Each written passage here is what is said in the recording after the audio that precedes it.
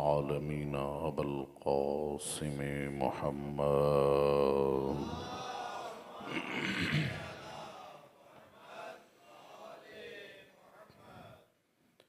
सुम्मस्सलातु वस्सलामु अला अहलि बैतिहि अत्तय्यबीन अत्ताहिरीन अल-मासूमीन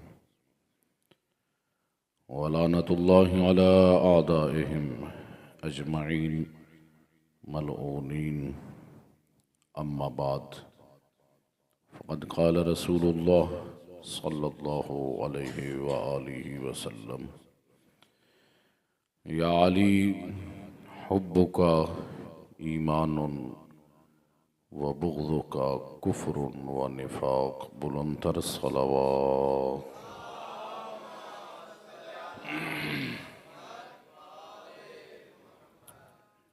नारे तकबीर, नारे तकबीर, नारे रिसालत, नारे रिसालत, नारे हैदरी, नारे हैदरी, नारे हैदरी, नारे हैदरी। हुसैनियत, हुसैनियत, यजीदियत, यजीदियत। बुलंद आवाज़ के साथ सलावत।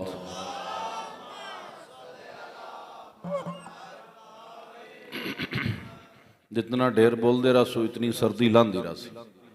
तुसी है चादरां दे विच लुक के बैठे, ना हाथ उत्ते बाहर पे निकलता, ना जबान भी चलती। बुलंदतर सलावत।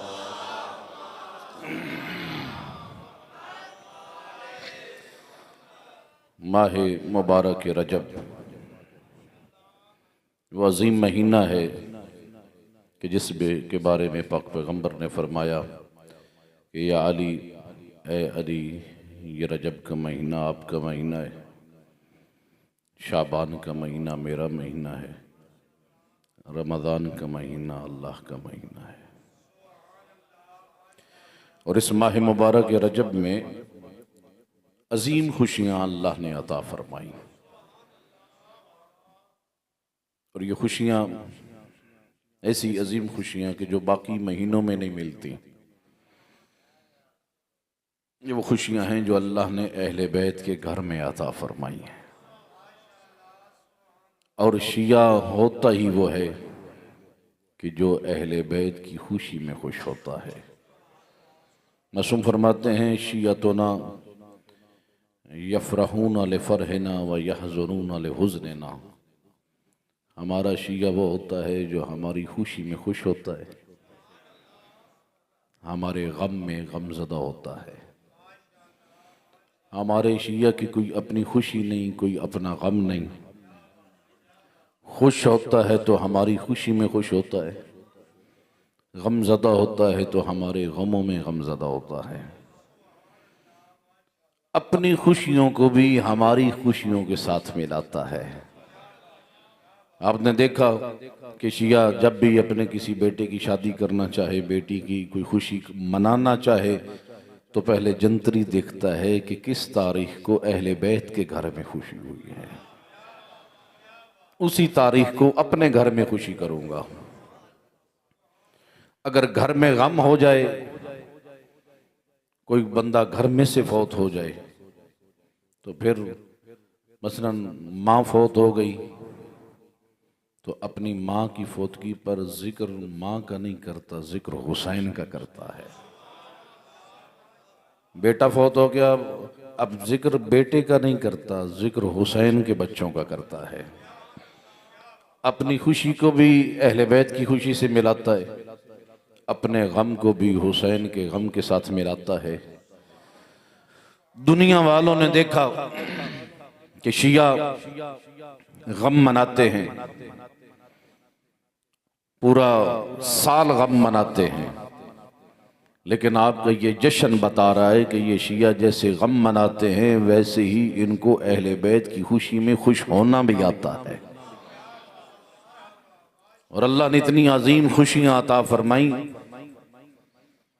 कि अहले बैत के घर में 12 आइम्मा अहले बैत अलैहिस्सलाम की विलादतें बासआदतें कि ये हर विलादत की तारीख को शिया अपने लिए एक ईद का दर्जा देता है और फिर उसमें खुशी भी मनाता है। जैसे शिया को गम मनाना आता है वैसे ही शिया को खुशी मनाना भी आती है। लेकिन हम शिया के गम को देखकर दुनिया वालों ने अपने अपने बड़ों की गमों के ऐलान कर दिए। शिया की आज़ादारी को देखा, शिया के गम को देखा, तो फिर अपने बड़ों की शहादतों के अय्याम की तारीखों के ऐलान कर दिए। फ़लाँ तारीख को फ़लाँ फौत हुआ, फ़लाँ तारीख को फ़लाँ शहीद हुआ। मैं कहता हूँ कि शिया फ़कत गम नहीं मनाता, शिया विलादतें भी मनाता है। तेरे अंदर इतनी ताकत है कि अगर हमारे मुकाबले में तू गम की तारीखों का ऐलान करता है तो फिर हमारे साथ अपने बड़ों की खुशियों की तारीखों का भी ऐलान कर। अगर तेरे अंदर इतनी ताकत है तो फिर अपने बड़ों की विलादतों की तारीखों का भी ऐलान कर। फिर जश्न विलादत भी मना। क्यों? इसलिए क्योंकि तू विलादत की तारीख नहीं मना सकता। क्यों? जब जश्न विलादत मनाई जाती हैं तो फिर वलदियतें बताई जाती हैं। यार, और फिर वल्दियत किसकी पता चलती है? जिसकी वल्दियत पाकीज़ा हो। आज अली का जिक्र है ना, तो जिक्र अली का भी होगा, अली के बाबा का हजरत अबू तालिब का भी होगा, अली के दादा का भी जिक्र होगा। क्यों? जब जश्न विलादत मनाई जाती हैं फिर नस्लें बनाई जाती हैं, लोगों तक पहुंचाई जाती हैं। लेकिन इसलिए फरमाया कि ये घर ही ऐसा अजीम घर है कि जिसकी नस्लें भी पाकीज़ा हैं, जिसके अजदाद भी पाकीज़ा हैं। और ये महीना रजब का महीना, जिसके बारे में एक शायर का कलाम मैंने सुना और मुझे अच्छा लगा। वैसे तो ज़ाहिरी शायरी का ज़ौक़ नहीं है, आपने शेर को सुना, लेकिन मुझे भी वो शेर अच्छे लगे तो मैं चाहता हूँ कि आपके सामने, मैं मूड है। अल्लाह अकबर या रसूल अल्लाह।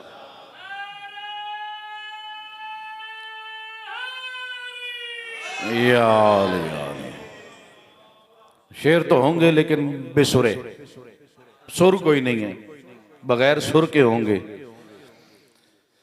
हर हर्फ के वजूद ने पाया है क्या नसब, माहौल खुशगवार है, मंजर है क्या अजब। सब मुनकिरों पे जारी है अल्लाह का गज़ब, क्योंकि है आया शहर खुदा यानी के रजब।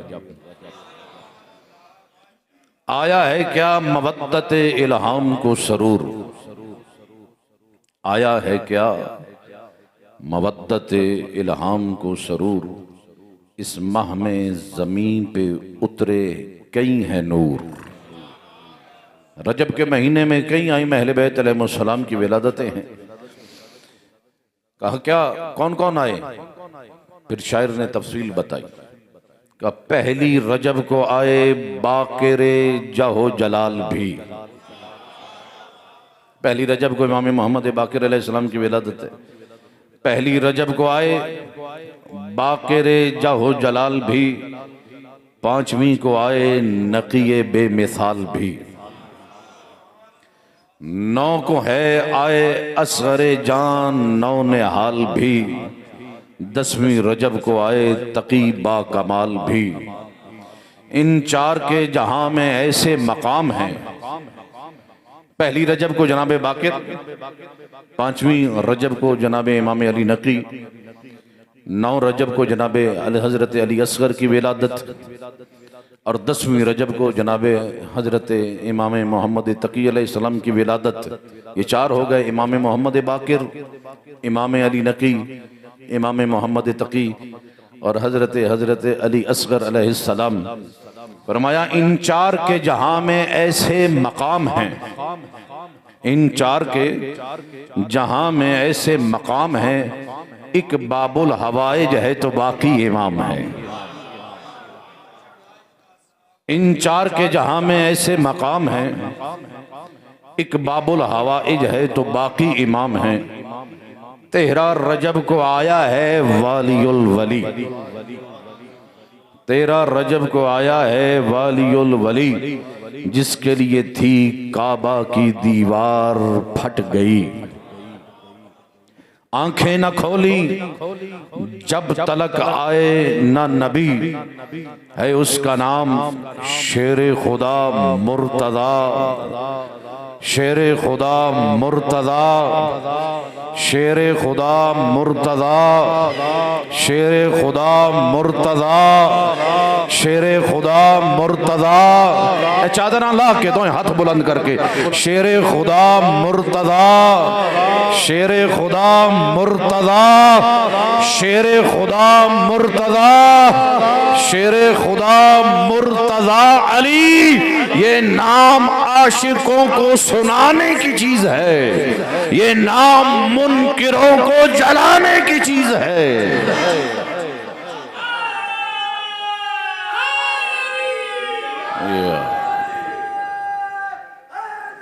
या अली अलैहि तेरा रजब के हवाले से जश्न का इनेकाद किया गया और एक हदीस आयतुल्लाह अली मिश्किनी ने अपनी किताब मवाइज़ अददिया में,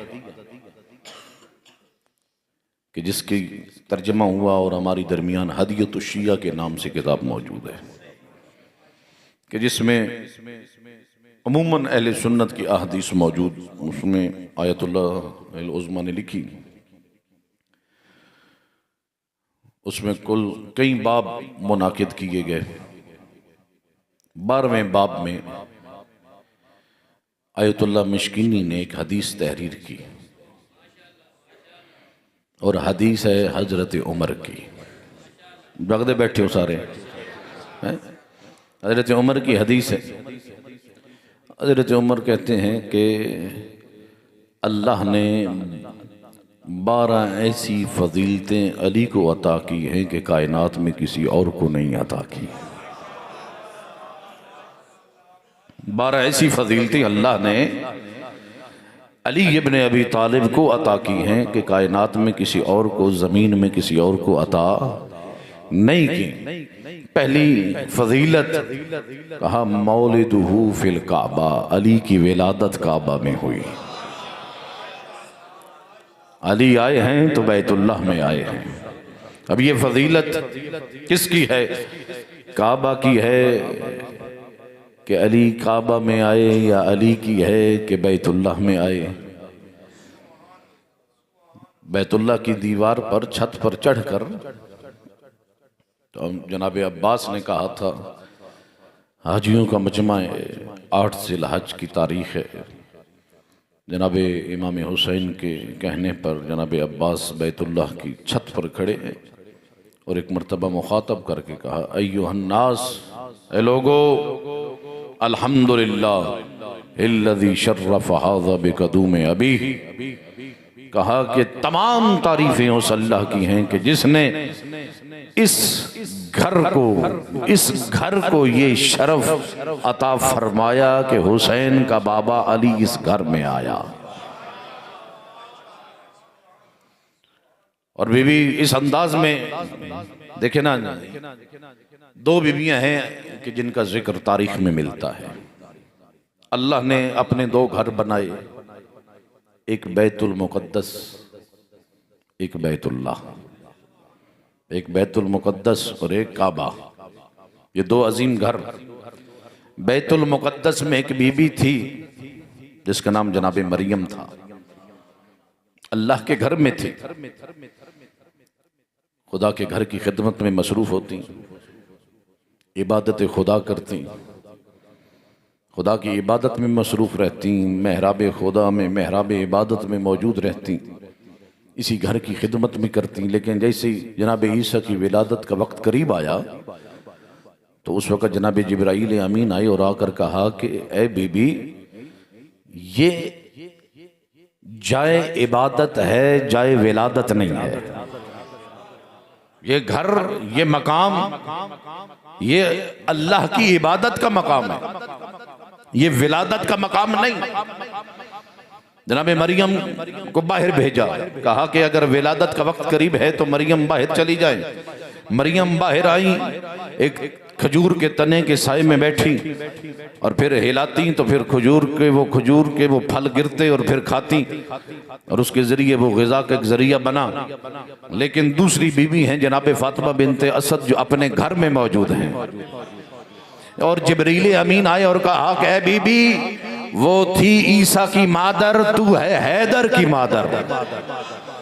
वो थी ईसा की मादर, तू है हैदर की मादर। आज जल्दी आ, काबे में आने वाला है हैदर। और बीबी इस अंदाज में आई ना, लेकिन ये वो वक्त विलादत के जब खवातीन उमूमन घरों की तरफ आती हैं, ऐसी खवातीन की तरफ के जो मदद करने वाली हों, लेकिन बीबी अपने घर को छोड़कर अल्लाह के घर के पास आई और बैतुल्लाह का तवाफ करना शुरू किया और एक जुमला कहना शुरू किया, परवरदिगारा इन्नी मोमेज़तुन बिक, मेरे अल्लाह मैं तेरे ऊपर ईमान रखती हूँ, मेरे अल्लाह मैं तेरे ऊपर ईमान रखती हूँ। वह बिकुतुबिक, मेरे अल्लाह तेरी किताबों पर भी ईमान रखती हूँ। वह बिअंबियाइक, तेरे अंबिया पर भी ईमान रखती हूँ। परवरदिगारा तुझे इब्राहीम का वास्ता देती हूँ और तुझे उस मौलूद का वास्ता देती हूँ जिस वक्त मेरे बतन में मौजूद है। साहिली अमरी, मेरे अल्लाह मेरे अम्र को आसान कर दे। यानी फातिमा बिनते असद इधर से दुआएं मांग रही हैं और ये दुआएं मांगना फातिमा बिनते असद के ईमान पर सबसे बड़ी दलील थी कि जो अल्लाह पर भी ईमान रखती है, अल्लाह की किताबों पर भी ईमान रखती है, अल्लाह के अंबिया पर भी ईमान रखती है। और फिर वास्ता दिया, वसीला बनाया, इब्राहीम को भी वसीला बनाया और अपने बेटे अली इब्न अबी तालिब को भी वसीला बनाया और दुनिया वालों को बताया, लोगों जब भी मुश्किल बन जाए मेरे बेटा अली तेरे लिए मुश्किल कुशा बन जाता है।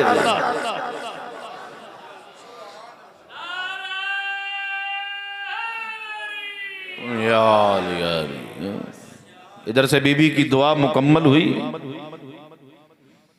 तो दरवाजे का ताला भी खुल सकता था, लेकिन दीवार ने मुस्कुराना शुरू किया, दरार पड़ना शुरू हुई।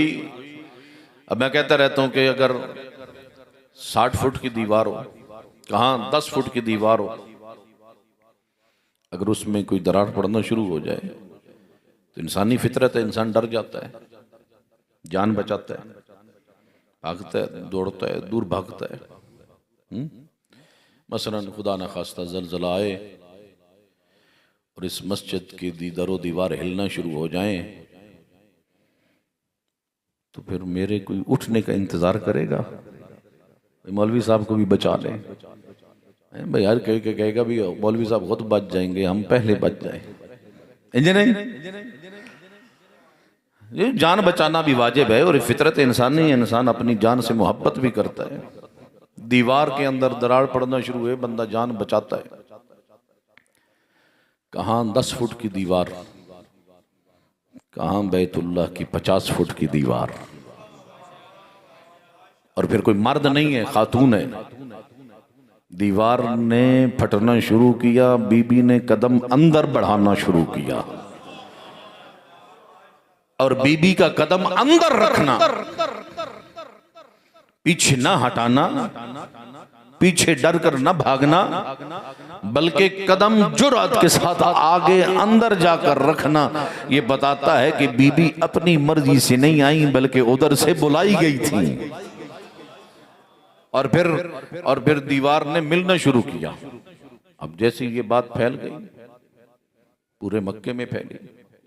मक्का कितना था उस वक्त, कितनी आबादी थी, लेकिन एक नई बात थी, दीवार फटी, खातून अंदर गई और फिर दीवार मिल गई। दुनिया वाले परेशान, पूरा मक्का ये बात फैलती गई, लोग इकट्ठे होते गए, आकर देखे तो सही ये हुआ कैसे, ये कैसे मुमकिन है? दीवार फटी और बंद खातून अंदर चली गई और फिर दीवार वहां रुकी नहीं है, फिर दीवार मिल भी गई है और फिर पूरा मक्का परेशान है और जिसे परेशान होना चाहिए था वो घर में मुतमईन बैठा है। इत्मीनान है अबू तालिब, ये इत्मीनान नहीं, बड़ा खूबसूरत जुमला किसी ने कहा कि ये अबू तालिब का घर में बैठना ये इत्मीनान है अबू तालिब नहीं बल्कि ईमान है अबू तालिब है। कि अबू तालिब का ईमान कितना मजबूत है। जब जनाब सैयदुल अंबिया की विलादत बासादत हुई है ना, तो जनाब आमना भी मौजूद है, मादर सैयदुल अंबिया, और जनाब फातिमा बिनते असद भी मौजूद हैं। एक मरतबा सरदार अंबिया का निकलने वाला वो नूर इस अंदाज में दुनिया में चमका कि पूरी कायनात मुनव्वर हुई। मक्का में बैठकर इन बीबियों ने यमन के महल्लात को देखा। जनाब फातिमा बिनते असद ने घर में आकर जनाब सैयदुल बतहा जनाब हजरत अबू तालिब से आकर कहा कि मैंने ये देखा, मंजर देखा कि मोहम्मद के नूर से यमन के कसर के महल्लात हमें नजर आए।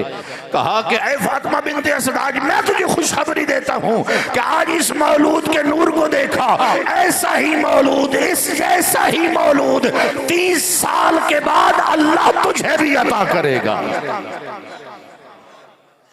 जिसके नूर से दुनिया चमक उठेगी। अल्लाह अकबर। और फिर रिवायत के जुमले कि वोलेदा अली इब्न अबी तालिब फी जौफिल काबा, बैतुल्लाह के दरमियान में, किसी कोने में नहीं, किसी दीवार के साथ नहीं, किसी दाएं बाएं नहीं, फी जौफिल काबा। अगर किसी कोने में होता और किसी को पता चल जाता कि अली इस कोने में मसलन उनकी विलादत हुई है, तो मुमकिन है कोई बुग़्ज़ अली रखने वाला कहता कि मैं इस तरफ रुख करके नमाज नहीं पढ़ूंगा, मैं इस कोने की तरफ रुख करके पढ़ूंगा जहां अली की विलादत नहीं हुई। लेकिन अल्लाह ने अली इब्न अबी तालिब की विलादत का एहतमाम इस अंदाज में किया कि काबे के दरमियान में, अब मुझे कहने दीजिए, पूरी कायनात का मरकज है काबा, काबे का मरकज है अली इब्न अबी तालिब। काबा बनता ही इमाम से है, इमाम के बगैर काबा काबा नहीं, अली के बगैर काबा काबा नहीं। अल्लाह ने अजमत अता फरमाई, यही वो काबा है कि जिसको तामीर भी एक इमाम ने किया, जनाब इब्राहिम खलीलुल्लाह, जिसे अल्लाह ने इमामत अता फरमाई थी, इसे तामीर भी एक इमाम ने किया, इसमें विलादत भी एक इमाम की हुई। इसी बैतुल्लाह की दीवार पर, छत पर खड़े होकर सूरह बरात की तिलावत भी एक इमाम ने की है, और इसी बैतुल्लाह से ही एक इमाम का ज़हूर भी होगा। और यही अजमत है अमीरुल मोमिनीन।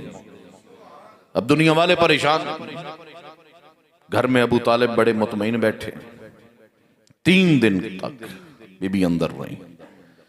3 दिनों के बाद वही दीवार दोबारा फटी। दीवार फटी, बीबी बाहर आई। हालत क्या है? हालत यह है कि बीबी के हाथों पर अली इब्न अबी तालिब है। अफराद मौजूद हैं इंतजार में, सरदार अंबिया मौजूद है। सरदार अंबिया ने बढ़कर आगे इस्तकबाल फरमाया, कहा कि अम्मा मेरे अली को मेरे हाथों में दो। अब अली इब्न अबी तालिब गोदे रिसालत में आए। अब मुझे कहने दीजिए कि इमामत रहले रिसालत में आई। 3 दिन तक अली इब्न अबी तालिब अंदर रहे। आते ही बीबी ने 3 जुमले कहे, मोहम्मद। अली ने अभी आंखें नहीं खोली। जो हयात के आसार थे, जिंदगी के आसार थे, वो पूरे नहीं हुए। 3 दिन तक अंदर रही। अली ने ना आंखें खोली, ना अली रोया, ना कोई ग़िज़ा खाई। जिस तरह हर माँ अपने बच्चे को अपने सीने के करीब करती है ताकि दूध पिलाऊं, कहा मैंने अपने बेटे को करीब किया। अली ने बेरग़बती दिखाई, ना आंखें खोली, ना कोई ग़िज़ा ली, ना अली रोया। लेकिन जैसे ही गोदे रिसालत में आए, सबसे पहले आंखें खोली। कायनात में पहली ज़ियारत सरदार अंबिया की फरमाई। सैयदुल अंबिया की ज़ियारत, पहली ज़ियारत सरदार अंबिया की फरमाई। उस वक़्त पाक पैगम्बर ने फरमाया, या अली अंत खस्सस्तनी बिन्नज़र फ़खस्सस्तुका बिल इल्म। ऐ अली, तूने अपने नज़रों से मुझे मखसूस किया, मैंने अपने इल्म से तुझे मखसूस कर दिया। और फिर तारीख कहती है कि पाक पैगम्बर ने अपनी ज़बान को अली के मुंह में रखा। अली ने अचानक बेबाकी के साथ फौरन वो अली के जो माँ की ग़िज़ा, माँ का दूध नहीं पी रहा था, रिसालत की ज़बान को चूसना शुरू कर दिया। अली वो कि जिसकी पहली ग़िज़ा लआब रिसालत, और ये लआब बड़ा पुरअसर है, इसका बड़ा असर है। देखे ना जनाब इमाम मोहम्मद तकी अलैहिस्सलातु वस्सलाम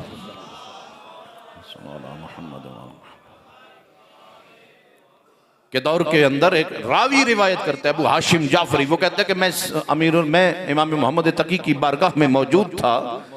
एक हिंदुस्तान से हिंदी आया, अरब में मदीना में मैं मौजूद था, इमाम की बारगाह में मौजूद था। हिंदुस्तान से हिंदी आया और आकर उसने कहा कि मेरे कुछ सवालात हैं। उसने अपनी ज़बान में सवालात करना शुरू किए, इमाम ने उसी की हिंदी ज़बान में जवाब देना शुरू किया।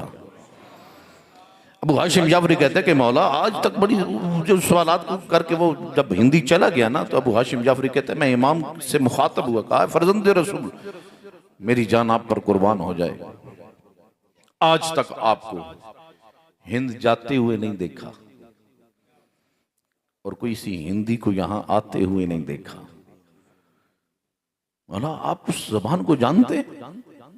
इमाम ने फरमाया अबू हाशिम जाफरी मुझे पहचान में हुज्जत खुदा हूं, मैं जैसे तेरा इमाम हूं मैं उसका भी इमाम हूं, और हुज्जत खुदा होती ही वो है जो कायनात की सारी जबानें जानती हो। अबू हाशिम जाफरी क्या तू भी चाहता है कि हिंदी जबान समझे? कहा कि हाँ मौला मैं भी चाहता हूँ। उस वक्त कहा उस वहां पर मौजूद एक गुठली मौजूद थी, कहा उस पत्थर को या गुठली उसे उठा कर दो। अबू हाशिम जाफरी कहते वो मैंने गुठली उठा कर दी। फर्जंद रसूल इमाम मोहम्मद तकी ने अपनी जबान के साथ मस की और फिर कहा इसे अपनी जबान में रख। कहा कि जैसी वो मैंने गुठली जिसके साथ लआब इमामत लगा था मैंने अपनी जबान के साथ रखी, का उसी वक्त मैंने जबान से बाहर निकाल के कहा कि मैं अल्लाह की कसम उठा के कहता हूँ कि मौला इस वक्त मैं 70 जबानों का आलिम बन चुका हूँ। अब मुझे कहने दीजिए कि लआब इमामत में वो भी जो गुठली के जरिए मुंतकिल हुआ कि जिसके अंदर इतनी ताकत है कि इंसान एक जाहिल 70 जबानों का आलिम बन जाए, तो फिर लआब रिसालत का कितना असर होगा। और इसलिए सरदार औसिया अमीरुल मोमिनीन ने जब सलूनी का दावा किया, लोगों ने ताज्जुब किया, अली इतना बड़ा दावा, ये सलूनी जो कुछ पूछना है पूछ लो, मैं जमीन के रास्तों से बेहतर आसमान के रास्ते जानता हूं। तो लोगों ने ताज्जुब किया, अली आप इतना बड़ा दावा कैसे कर सकते हैं? मौला ने फरमाया मुझे अपने ऊपर कियास न करना, तुम और हो मैं और हूं। तुम माओ के दूध पीकर परवान चढ़े, मैं लआब रिसालत चूस के परवान चढ़ा हूं। ये लआब रिसालत का असर है।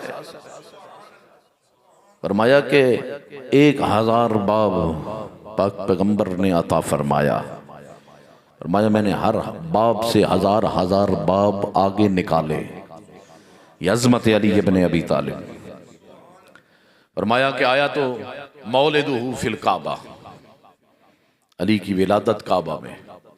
और फिर जनाबे सरदारे औसिया के बारे में जो अगली बात की है ना हजरत उमर ने, फरमाया मौलिदुहु फिल काबा व ज़िवाजुहु फिस समा।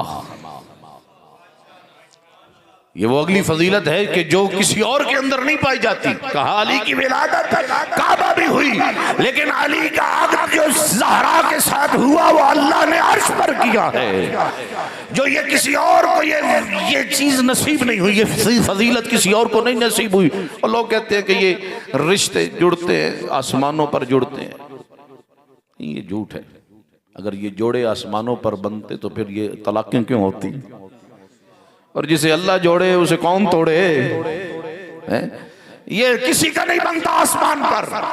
अगर आसमान पर बनता होता ये तलाक़ें ना होती, ये टूटते नहीं रिश्ते। ये एक वाहिद वो जोड़ा बना जो अल्लाह ने अर्श पर पढ़ा, जिसका निकाह पढ़ा वो बतूल और अली का वो निकाह था कि इधर से ये अर्श पर पाक पैगंबर ने, इधर से अल्लाह ने अर्श पर पढ़ा, इधर से जमीन पर मुस्तफा ने पढ़ा। और जब अक़द हुआ ना, कई रिश्ते आए पाक बीबी के, लेकिन पाक पैगंबर ने कबूल नहीं फरमाया। कहा अमरुहा इलल्लाह, इसका फैसला मेरे अल्लाह के पास है। लेकिन बड़े झिझक के साथ सरदार औसिया अमीरुल मोमिनीन पाक पैगंबर की खिदमत में आए और फिर बात ना कर सके ना, तो एक मर्तबा कहा कि ए अल्लाह के रसूल, पाला भी आपने हैं तो मेरे ज़वाज का अभी आपने सोचना है। कहा कि अली खुल के बात कर, जो तू करने आया है, इधर से तू घर से चला है, अर्श से जिब्राइल चला है, और इधर से जिब्राइल ने तेरे आने से पहले मुझे बता दिया है कि अल्लाह ने अर्श पर अली और बतूल का अक्द कर दिया है। मेरे हबीब आप फर्श पर अली और बतूल का अक्द कर दे। और फिर महर कौन सा करार पाया? फरमाया कि महरे बतूल, महरे ज़हरा, पूरी कायनात की जमीन की मिल्कियत अल्लाह ने ज़हरा को अता फरमाई। और फिर फरमाया कि मशा, सैयद सरदार अंबिया ने फरमाया मन मशा अला वजिल अर्द मुबग़िज़न लका वलहा मशा हरामा। कहा गया अली, अल्लाह ने इस जमीन की मिल्कियत मेरी बेटी अली को हक महर में अता कर दी है। अब जो भी जमीन पर चलेगा और अपने दिल में तेरे बारे में और मेरी बेटी ज़हरा के बारे में बुग़्ज़ लेकर चलेगा, कहा हर कदम पे अल्लाह उसे इस कदम को हराम करार देगा, हर कदम हराम करार देगा, गुनाह होगा। फरमाया इबादत करेगा, परवरदिगार उस इबादत को कबूल नहीं करेगा। किसी और की मिल्कियत में क्या हुक्म है? किसी और के घर में, किसी और की मिल्कियत में इंसान इबादत करे उसकी रजा के बगैर, परवरदिगार इबादत कबूल। ये जमीन है ज़हरा की मिल्कियत, और जो बंदा अपने दिल में बुग़्ज़ ज़हरा लेकर, बुग़्ज़ अहले बैत लेकर एक सजदा करता है, खालिक उस सजदे को उसके मुंह पर मारता है, उस इबादत को कबूल नहीं करता, उस इबादत को कबूल नहीं करता, उस सजदे को कबूल नहीं करता। और फिर हज़रत उमर जो तीसरी फजीलत क्या की, कहा ज़ौजतहु अज़्ज़हरा, कहा अली की तीसरी फजीलत यह है कि अली को ज़हरा जैसी ज़ौजा अल्लाह ने अता फरमाई, जो कायनात में किसी और को ये शरफ नहीं अता हुआ कि ज़हरा जैसी ज़ौजा अल्लाह ने अता फरमाई। और रिवायत के जुमले हैं, फरमाया लौला अलीयुन लमा काना लिफातिमा कुफ़्फ़ुन फिद दुनिया मिन आदम व मादून। फरमाया कि अगर कायनात में अल्लाह अली को खल्क न करता तो ज़हरा की बराबरी करने वाला कोई ना होता। आदम से लेकर ईसा तक कोई नबी के अंदर भी ये ताकत न थी कि ज़हरा की बराबरी कर सकता। ये अल्लाह ने ये फजीलत अता फरमाई है, और ये बताई है, ये चीज़ें, ये अज़मत बताई है कि अल्लाह ने ज़हरा को कितना मकाम अता फरमाया है, मुर्तज़ा को अल्लाह ने क्या मकाम अता फरमाया है। और अगली फजीलत फरमाया कि अल्लाह ने अली को हसनैन जैसे बेटे अता फरमाए।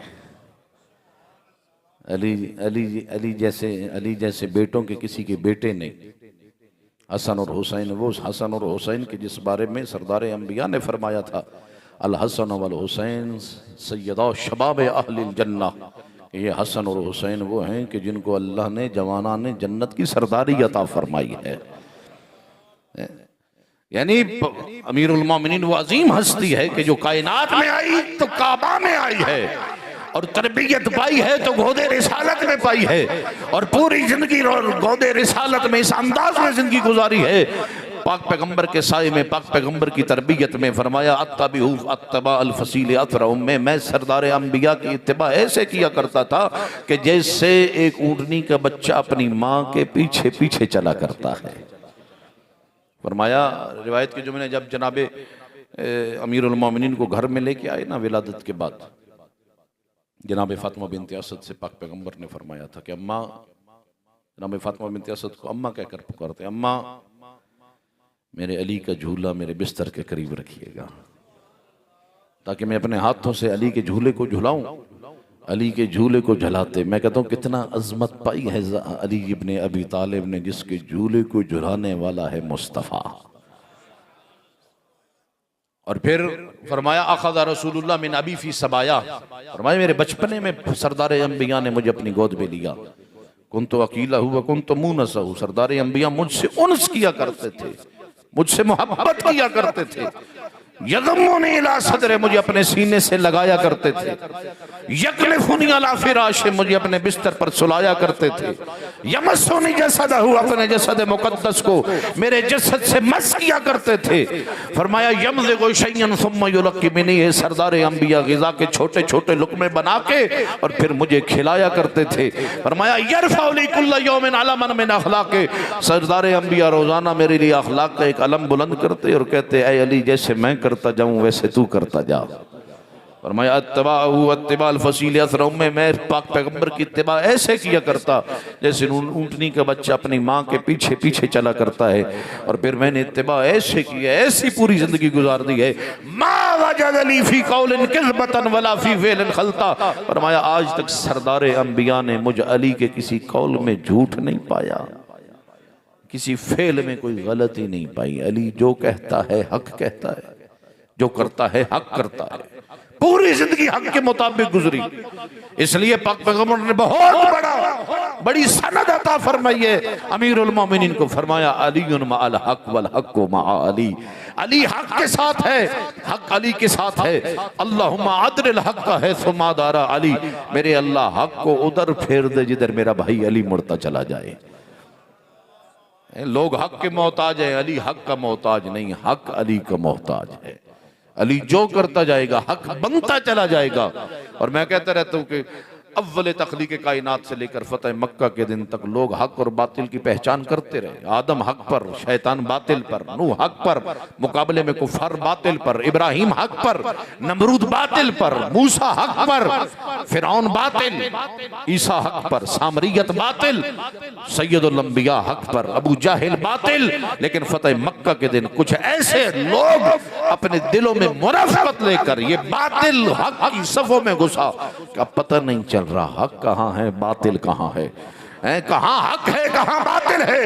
हर मकाम पर इस्लाम फैला हुआ है, हर मकाम पर मुसलमान है, हर मकाम पर अल्लाह अल्लाह करने वाले मौजूद है, कलमे पढ़ने वाले मौजूद है, लेकिन हक और बातिल आपस में मुश्तबे हो गया।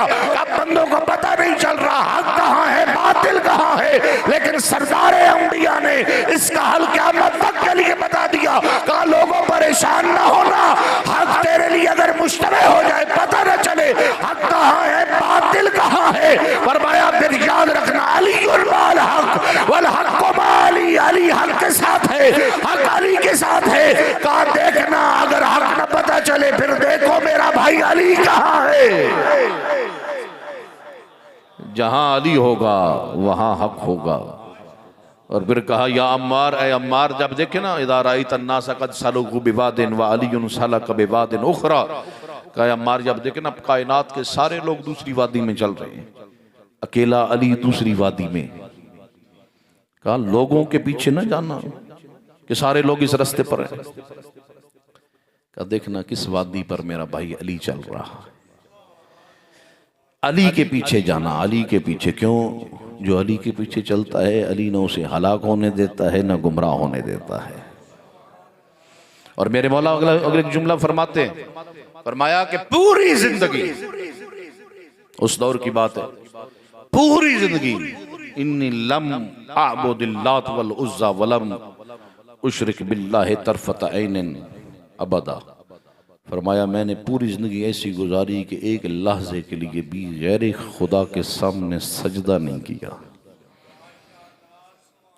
ये उस दौर की बात है कि अगर आप तारीखें उठाएं बुजुर्गान इस्लाम की, कि जिनकी बुनियादें और जिनकी नस्लें बुत परस्ती में आलूदा नजर आती हैं, जिनके आबाव अजदाद बुत परस्ती में आलूदा नजर आते हैं, पूरी तूले तारीख इंसानियत में उस दौर के अंदर आप देख लें कि हर तरफ बुत परस्ती है। अगर बुत परस्त मौजूद हैं तो बुत फिरोश भी मौजूद हैं। जहाँ बुत बनते हैं, जहाँ बुतों की इबादत होती है, वहाँ बुत बनाने वाले भी तो मौजूद है ना, बुत बेचने वाले भी तो है ना।